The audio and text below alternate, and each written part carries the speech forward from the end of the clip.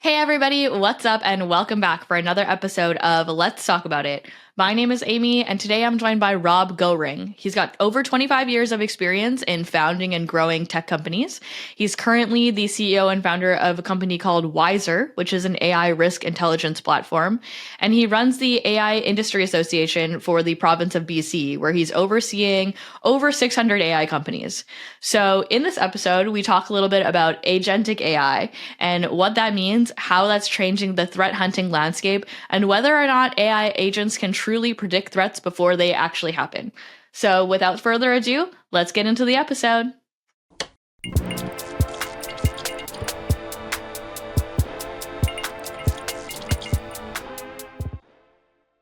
So I want to ask you today about agentic AI and its ability to predict threats. I don't know if you were at Black Hat, but we went recently and it was a lot of agentic AI discussions, a lot of what that means for the industry, a lot of all of the booths almost were having some kind of AI messaging, agentic AI messaging. So maybe we can start off by talking about agentic AI and what that actually means in terms of its ability to threat hunt.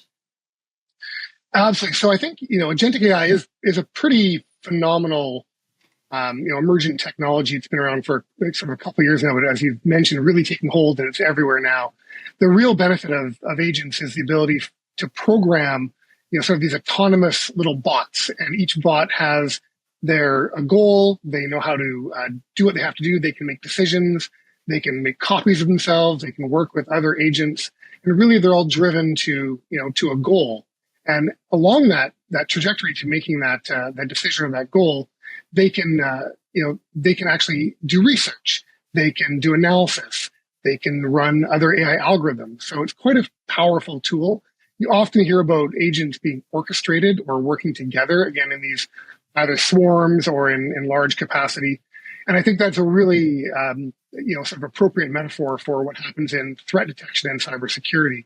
The ability, imagine a cyber, defense team that had unlimited resources that could spawn up and clone themselves and work all day and all night. That's really kind of the promise in a lot of ways with agentic AI and cyber risk. The ability for agents that are doing research and making analysis and trading off with each other and making decisions, being able to find threats before they happen, analyze them, raise them up, make alerts, and so on. So really, it's a very, very powerful technology to scale up, sort of human capabilities. Right. Yeah. Okay. I've got a lot of questions about this and mostly around the how part. Can we talk about what kind of data sources then these agents would be looking at in order to actually do this? Yeah. The data sources are really kind of up to the developer, the product team or the engineering team to manage and design. There are, of course, like everything, there's public data, there's private data, there's data you can create by synthesizing data in certain circumstances. So agents could really do anything as long as they have the appropriate access.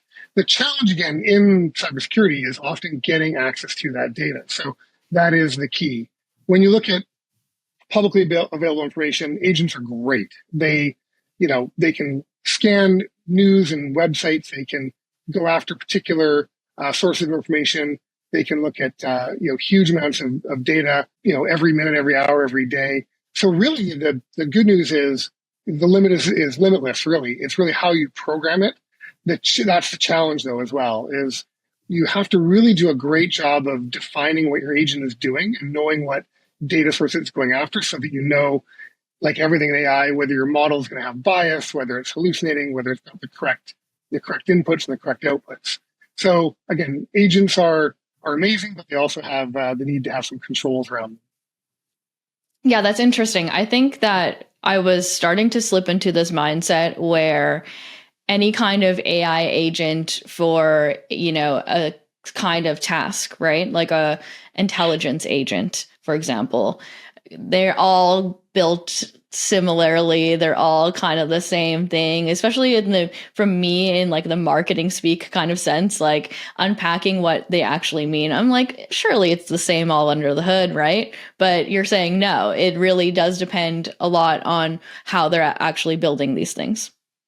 It really, really does. I mean, I think it's like any good, software. You have to really know what your goal is, have to define it, and then have to really make sure your data is accurate and correct. There are absolutely lots of sort of consumer-oriented agent tools that are collecting data on behalf of you as an individual and helping you automate certain tasks, and that's all well and good. And they may go look at Google and websites and things like that. But really, when you look at cybersecurity and cyber threats, we want to make sure we're not adding to the noise, and that's one of the risks and challenges with agents is you can have these automated bots just swarming everything and producing huge amounts of alerts and notes. And how does that really help, right? You're just adding to the pile of sky is falling, data alerts. So I think that's where agents are also very helpful is you can have agents that are doing the research, pulling these massive amounts of data in, and you can have them paired with other agents that are analyzing and evaluating and really checking the data sources and saying, no, that's not very good, go back and do better. So you get into these agent abilities where they actually work in sort of friendly but adversarial ways where it's me and you working together and you're saying, no, Rob, you didn't do a very good job of that. That data is not valid. That data is not good. Get more of that, less of that. So the agents can actually work with each other and off each other to make the data sources better. But you're absolutely right. It's not all the same. It really matters on how you design and program your agent, just like any other software platform. Yeah, and how you're actually connecting them together and what kind of structures that you're having. So, what do you think that it looks like in practice today? Do people have multiple agents from multiple vendors, or are they working with agents all from one vendor? Or what does that look like in terms of people actually putting these agentic AI platforms into place in threat intelligence? I think if you're like as an example, like with Wisr in our platform, we consolidate around a particular solution for agentic tools. But our agentics, our actual agents go out and gather data from lots of places. End user customers, an enterprise entity, they're probably, if not now, very quickly going to be, whether they know it or not, being consuming data from multiple different agent-based systems. Like we've seen, in the emergence even of ChatGPT, when it launched, it was all chat. It very quickly became multimodal. You've got chat, you've got images, videos. We're seeing it, grow and grow. The same things are happening with agentic systems. They are now daisy chaining or plugging themselves into multiple systems to orchestrate and bring the data together. I see a world very quickly, and it's already happening in certain areas where there's sort of a federated agent model where different agentic systems can communicate with other agentic systems to collaborate to get a job done. And you can probably see a middleware opportunity grow where systems upon systems are connecting. It's very interesting because it's very powerful, but it's also really challenging because again, you've got to make sure you've got trustworthy data. Is the data, do you have access to it? Do you have the rights to it? Is it accurate? Is it not hallucinating? Again, all the things we're become accustomed to with AI in general. So again, it's the old Spider-Man line, with great power comes great responsibility. We've got to, as developers, we've all got to make sure we're doing a good job here and not sending more noise into the signal.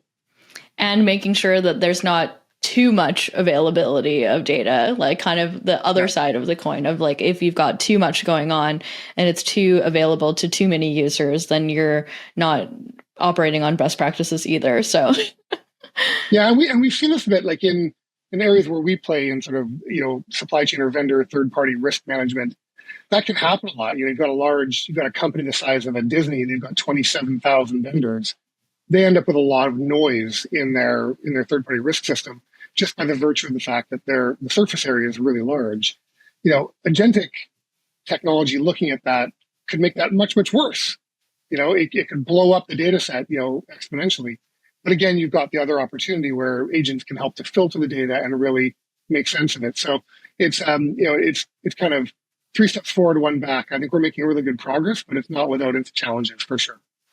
Yeah, when I think about this and when I think about the larger and larger organizations and the scale and how much of this is going on, it's honestly like overwhelming to think Yeah, about well, how many alerts and how many activities they have to parse through and all of those logs and everything. Like it's a lot. So I can imagine how AI can help to alleviate some of that burden that they're dealing with for sure.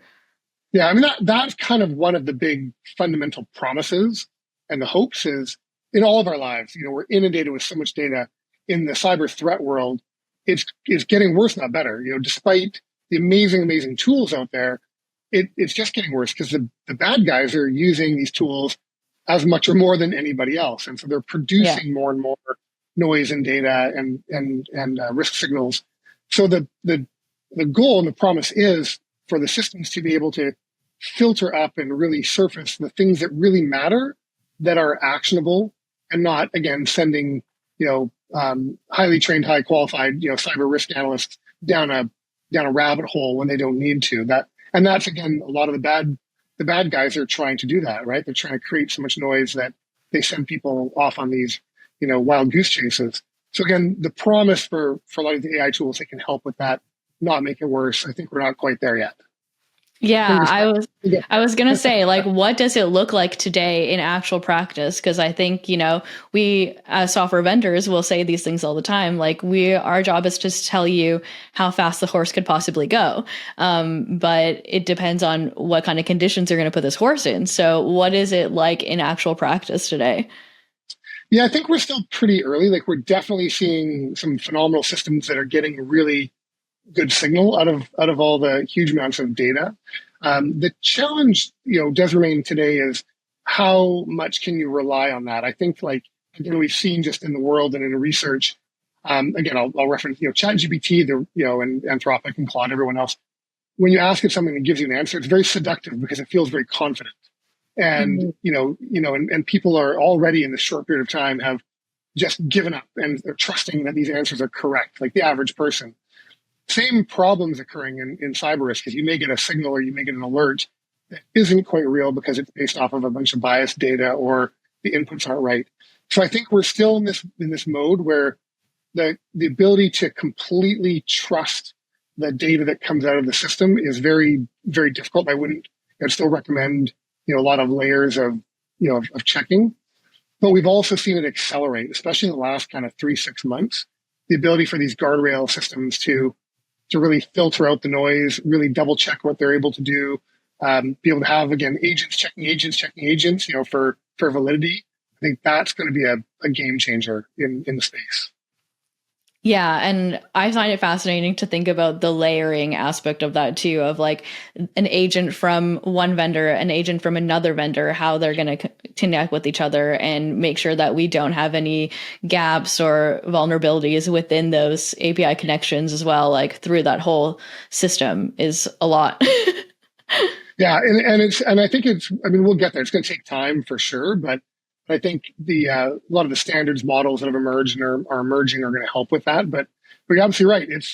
It very quickly becomes layers. It's a layer, like actually someone called it a layer cake the other day. It's layers and layers and layers, like you said. It's hard to know where the issues lie in those sets of layers. So we've got to be very careful for sure. Yeah. So I guess it depends on per platform, and maybe it is a good idea to have multiple threat intelligence platforms because of that particular aspect of where that data is coming from. But is the approach to agentic AI threat intelligence similar to, I guess, like regular threat intelligence of like what kind of indicators of risk and indicators of compromise that they're looking at?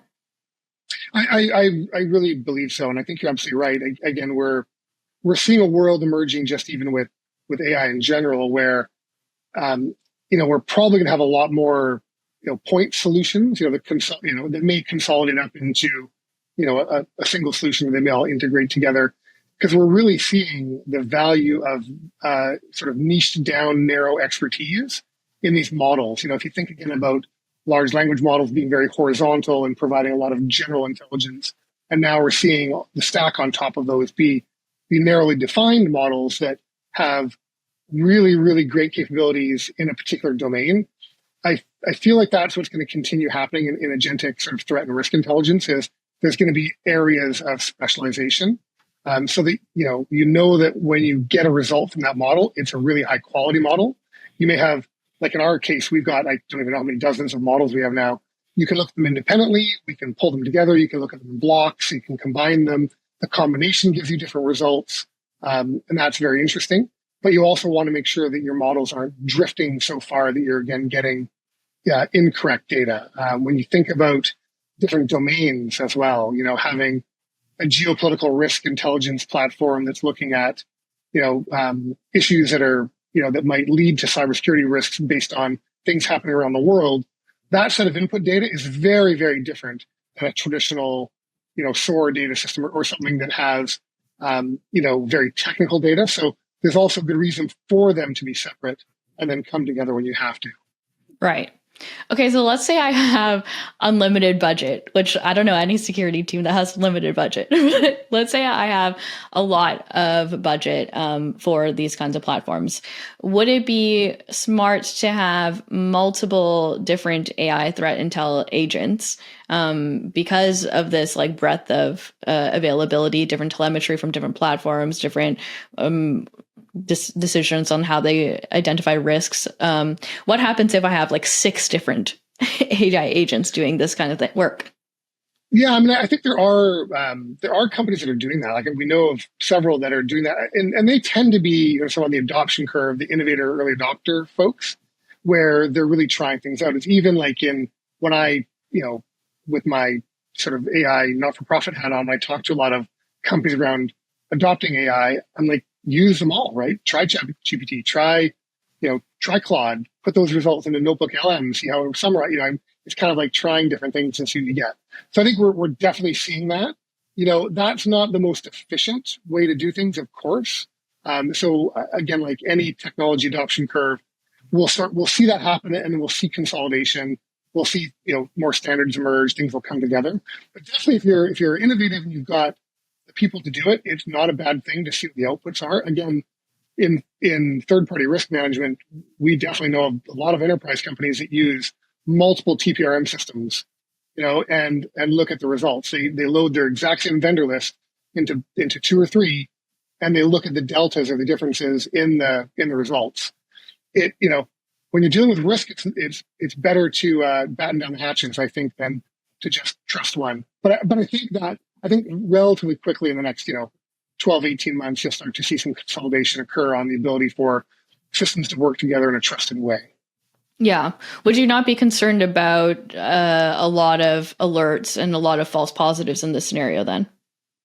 Absolutely. And again, it's something we deal with all the time. Like, I think it's a lot of the mission, that we're on in some ways is to reduce the false positives. The skies falling alerts are so difficult, and, analysts waste so much time chasing things down that aren't real. You look at like the CVE database of the hundreds of thousands of vulnerabilities and exploits, and you look at the actual ones that have been exploited, and it's a much smaller number. How, why, when, and where, does that happen? And I think getting that noise filtered out is very, very important. So again, I think like a lot of new technology solutions, we'll see it kind of spread wide for a period of time. People try different things, and you'll start to see the winners emerge and the consolidation occur. And then the platforms, that connect them together will emerge pretty quick. Yeah, for sure. That's super interesting of how they're going to connect all together. And what about, I guess, more on the future of how this is all going to work? Do you have any other insights into where you think companies are going to go with this and what that's going to look like, 5 years from now? I think the thing I've learned, having been in tech for a very long time now, 25 plus years, I was there at the beginning of the dawn of the web, cloud, mobile. I've never seen anything, I know I'm old, I've never seen anything move as quickly as AI. Like, I've never seen the stack emerge, consolidate, change. So I think the thing we know is that we don't know. When we talk to researchers at the, like in Canada, we're blessed with amazing AI research institutes. When you look at what's coming out of the institutes, you look at what's happening, things are going to move very quickly. I think what's really beneficial about this agentic layer is it is really adaptable. And again, this concept of orchestrating things is a really nice way to think of this agnostic kind of middleware. It's like middleware of the old days. you can have these tools that can be built that can connect to disparate systems in ways that we used to dream of when APIs first came out. And now it's really, really quite fluid and amazing. So I think leveraging these tools, but designing your systems and your approach to not be hyper reliant on any one, I think is probably pretty smart. We're gonna see a lot of change occurring. The other thing we're seeing is, like everywhere, the amounts of data that are becoming available. Like we spend a lot of time with dark web data, and there's obviously a lot of horrific things happen on the dark web. But being able to use AI from where we were a couple of years ago to where we are now with language models and things to be able to make sense of what's happening on the dark web, game changer, order of magnitude better. And we see it getting better every month. So I really, it's hard to prognosticate on where things will go. But I think we're going to get better, faster, cheaper. I think we're going to see a rapid evolution in the tool sets. I think we're going to see an evolution and an emergence of new data sets that weren't available before. And hopefully this will allow us to keep up to or get ahead of the bad guys in some areas. Yeah. Oh, on AI reliance, do you ever imagine what would happen if ChatGPT didn't exist anymore today? Like all of the systems that we've now built upon this model to rely on, like so much would break. Yeah. Yeah, I think if all of a sudden, someone the Thanos style finger snap and like all the large language models were gone for some reason, it would a lot of things would break. Be shocking. It would be really Having said that, of course, like any one vendor, as great as OpenAI's platform may be for a lot of use cases, there are better for other things. Like there's a huge emergence of the open source ones. There's the smaller language models. There's emergence of kind of the next gen of what may come after sort of language models or the transformer model. We're seeing a lot of things happening with video detection, turning mass amounts of data into other useful, predictable sources. So there's the snowball has rolled down the hill and it's getting bigger and bigger. So I think it would be kind of crazy if they all disappeared, but also something new would pop up in its place. Like it always does. That's true. And I think a lot of companies are kind of building their platform with the AI connection to be able to connect with multiple different LLMs, like whatever you decide you want to input, whether it's Claude or Chat or whichever other one, so that, we reduce this risk of only developing security platforms with integrations of ChatGPT and then ChatGPT doesn't exist anymore. And then what are we going to do? Yeah, or it has downtime. And so there's a really great platform called Grok, not the Twitter X Grok, but GROQ. Oh. GROQ, that Grok. They've built that platform. So you can go onto Grok and they host all the LLMs and all the models. And you can flip between the models instantly. And they've based it off of using these language models. Because in AI, there's always two things. There's training. There's inference. Training is when you build your models and train them. Inference is when you're running your systems. Mm-hmm. Grok is built off of their own inference chipset. So these models run incredibly fast, but they allow you to port or move between the language models instantly or use multiple ones. So definitely leveraging those kind of emergent systems are great because even in a lot of companies I work with, any one of the systems might go down on any given day. OpenAI has, despite the billions and billions of dollars, they have downtime. Everyone has downtime at some point. So single source reliant is a risk for all of the risk people out there. Now, no one should be single sourcing anything. Yeah, for sure. And the other thing that came to mind when you were speaking just now was that the lack of standardization for AI implementation, right? It's not like you are going to approach network security, for example, which, has a pretty well laid out plan, kind of step 1, step 2, step 3. Whereas when you're implementing agentic AI, the reality is trying to just try things out and see what works for you. And that's kind of wild. Yeah. And I think we're in that phase. Again, we're in this kind of like early innovator adopter phase where that's kind of the norm. I think, everyone's kind of got to find their footing and see what works. The other really interesting thing is that it's a very creative endeavor in many ways. Like you're absolutely right. When you're dealing with, infrastructure, network security, things like that. There's a right way and a wrong way to do things. I think what we've learned with the agentic side is there's a really creative element to it. There's a very interesting problem solving approach. Some of the people we work with who've come up with the most interesting ideas are not traditional cybersecurity analysts. They're not following their sort of they're in the room, but we're not. We're talking to a musician. We're talking to someone who's an artist, or someone who's had a scientist in a different realm who's got pattern detection, pattern recognition from a whole different industry. And they say, well, have you thought of this? And you're like, well, no, we never would have thought of that. And so you get this confluence. So there's a lot of creativity going on right now, which I think is a huge opportunity for, again, the emergence of new ways to protect us against these threats. Yeah. Again, the bad people are doing it. They're being very creative. There's some that just smash their head against the wall and do brute force attacks. But there are some, unfortunately, very creative bad people out there who are coming up with some interesting approaches. So we need to counteract that with good, smart, creative people too. Yeah, for sure. I think it's really fascinating and interesting to hear how people have laid down the pipes of and the foundation of their AI, because everyone's doing it slightly differently. So it is very interesting to see how people decide and what kind of systems they can create, because it does seem way more wide in the creativity aspect of it than something like network security, where, there's maybe a bit of nuance, but it's pretty laid out. You know what you're supposed to do. Yeah, there are definitely, we've seen, again, these aha moments you have by thinking about things in a very orthogonal kind of way.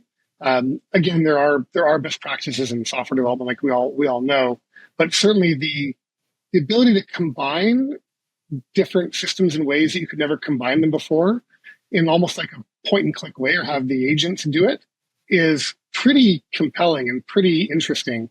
So again, I think that the creative aspect of problem solving is kind of in a whole new world, which is, and also makes it kind of fun, right? Like a lot of our engineers and our product people and things, they're finding a lot of just personal job satisfaction in saying, hey, how do I help solve this cyber threat problem in this new novel way that isn't just doing the same thing over and over again? So I think we're in this kind of emergent world of new opportunity. For sure. Yeah, no, it's very exciting. All right, Rob. Well, thank you so much for coming on the show. I really appreciate you coming on. And if we want to find you and what you're working on online, where can we look? Yeah, best on our website, wisr.ai. And then I think, I'll get you a link to our LinkedIn for the show notes as well. That's a great place to follow us. All right. Thank you so much. Amazing. Thanks very much. Appreciate it. Okay.